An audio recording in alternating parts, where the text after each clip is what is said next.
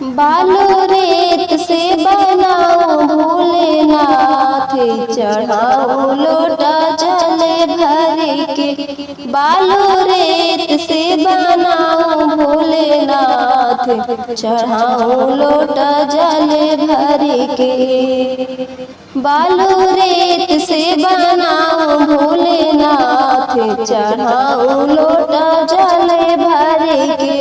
बालू रेत से बनाओ भोलेनाथ, चढ़ाओ लोटा जल भर के।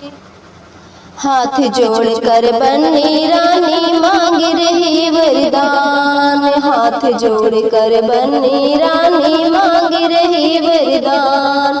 दीजो दीजो कौशल्या जैसी सास, ससुरी दशरथ जैसे। दीजो दीजो कौशल्या जैसी सास, ससुरी दशरथ जैसे। बालू रेत से बनाओ भोलेनाथ, चढ़ाओ लोटा जल भर के। बालू रेत से बनाओ भोलेनाथ, चढ़ाओ लोटा जल भर के। हाथ जोड़ कर बन्नी रानी मांग रही वरदान, हाथ जोड़ कर बन्नी रानी मांग रही वरदान। दीजो दीजो अयोध्या ससुराल पति श्री राम जैसे।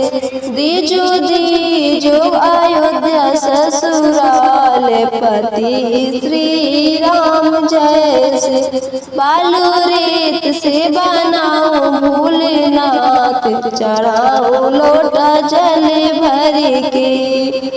बालू रेत से बनाओ भोलेनाथ, चढ़ाओ लोटा जल भर के। हाथ जोड़ कर बन्नी रानी मांग रही वरदान, हाथ जोड़ कर बन्नी रानी मांग रही वरदान। दीजो दीजो नीला देवी रानी, देवर लक्ष्मण जैसे। दीजो दीजो उर्मिला देवी रानी, देवर लक्ष्मण जैसे। बालू रेत से बनाओ भोलेनाथ, चढ़ाओ लोटा जल भर के। बालू रेत से बनाओ भोलेनाथ, चढ़ाओ लोटा जल भर के। हाथ जोड़ कर बन्नी रानी मांग रही वरदान, हाथ जोड़ कर बन्नी रानी मांग रही वरदान। दीजो दीजो लव कुश जैसे पुत्र, सेवा के हनुमत जैसे।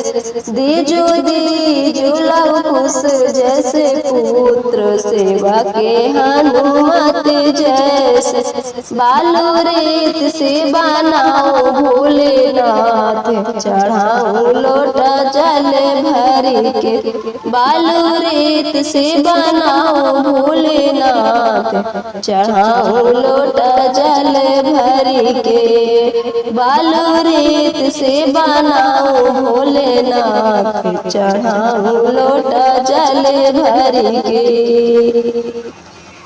हेलो गाइस, बन्नी गीत कैसे लगा कमेंट बॉक्स में बताइए।